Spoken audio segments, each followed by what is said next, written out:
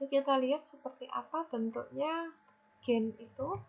Nah, kalau kita belajar genetika, kita ingat ya seperti ini struktur DNA. Nah, misalnya seperti ini, struktur DNA itu kalau dalam biologi seperti ini, tapi ketika kita transformasi ke dalam algoritma genetika, bisa ditulis seperti ini. Misalnya ini adalah sebuah individu.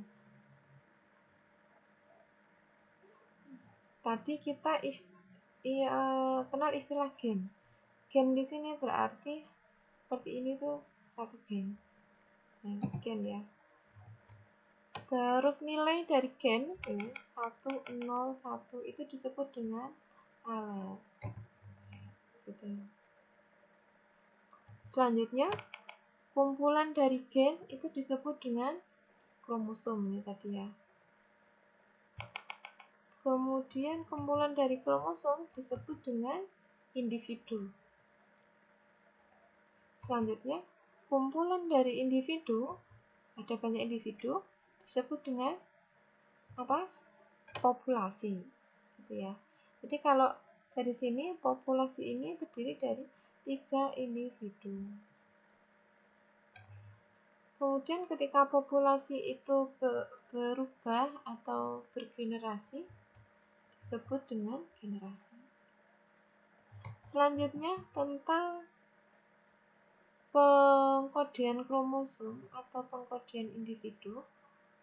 Tadi ada yang menggunakan biner. Nah, jadi 1, 0, 1 gitu munculnya. Ada juga yang menggunakan integer sesuai kebutuhan. Nah, ini ada bilangan bulat ya. Ada juga pakai real number, kayak float. Atau kalau perlu pakai karakter. Oh, biasanya karakter itu biar lebih mudah ya, kita ubah jadi integer. Ini adalah siklus genetik algoritma genetika versi Goldberg. Saya ambil ini yang paling mudah ya. Jadi dimulai dari posisi awal, populasi awal ya. Populasi awal, kemudian di evaluasi fitnessnya, kita lihat kebaikan setiap individu. Kemudian setelah dievaluasi akan ada seleksi. Nah, ini yang diambil dari konsep bersaing itu tadi ya. Bersaing atau kompetisi. Kemudian setelah mendapatkan individu yang diseleksi, kemudian individu itu akan bereproduksi atau berkembang biak. Dan itu kan pasti punya anak. Nah, anak itu dia akan muncul sebagai populasi baru. Ketika populasi baru didominasi oleh anak, maka dia akan kembali ke evaluasi fitness, kembali lagi seperti itu. Setiap perputaran ini disebut dengan generasi. Komponen utama GE kalau kita tafsirkan dari diagram sebelumnya, yang pertama itu kita harus melakukan encoding, pengkodean dulu, pengkodean ke biner, ke integer, atau ke real. Ya, sesuai kebutuhan. Selanjutnya adalah pembangkitan populasi, kemudian evaluasi, kemudian seleksi atau kompetisi, kemudian reproduksi. Reproduksi dalam sebuah kromosom itu kan bisa jadi terjadi crossover dan mutasi. Makanya dua operator ini yang digunakan dalam algoritma genetika. Yang pertama crossover, pindah silang atau mutasi. Baru kemudian populasi baru, sehingga ada penggantian populasi. Teknik encoding seperti yang digambarkan tadi, ada yang menggunakan real, ada yang menggunakan discrete atau integer atau biner. 0, 1.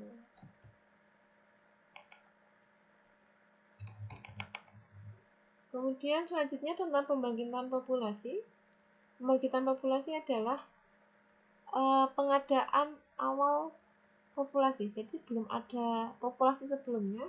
Jadi yang kita lakukan adalah pembangkitan. Pembangkitan ini berarti bersifat random.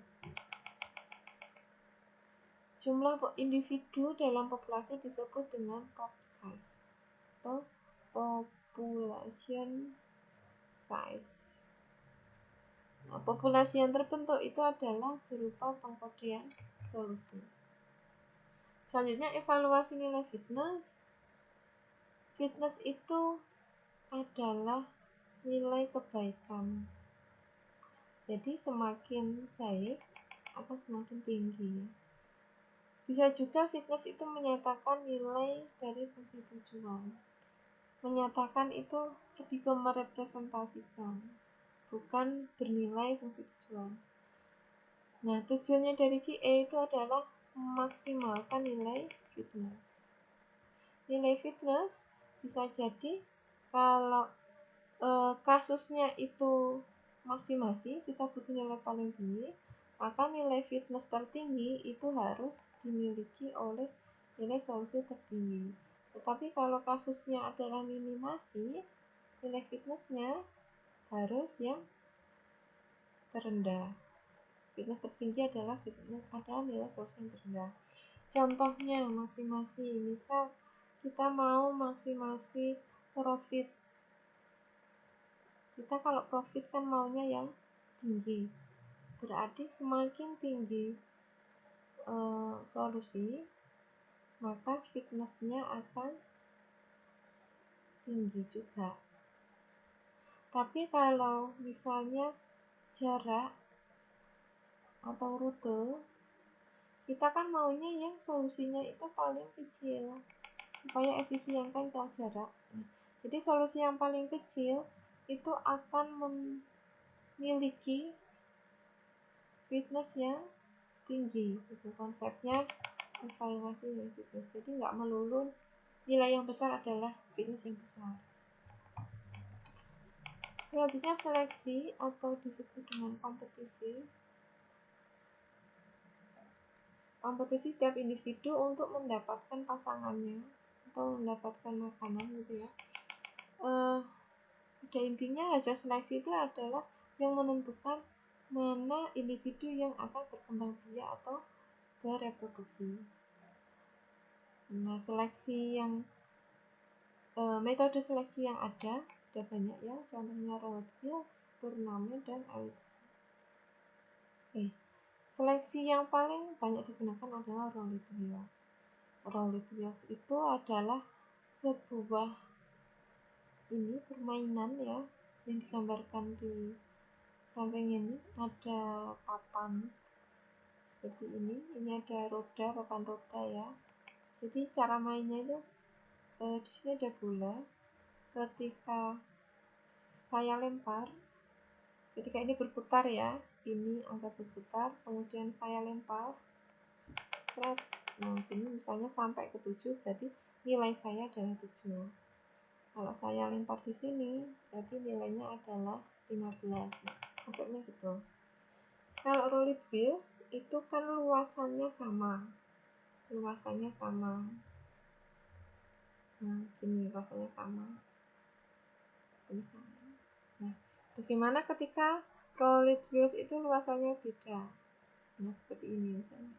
Kira-kira peluang terpilihnya itu yang mana? Ketika saya lempar, ini berputar, kemudian saya lempar. Peluang terpilih pasti yang luasannya terbesar. Mungkin nggak ada di sini, mungkin sekali, tapi kemungkinan atau probabilitasnya lebih banyak yang memiliki luasan besar.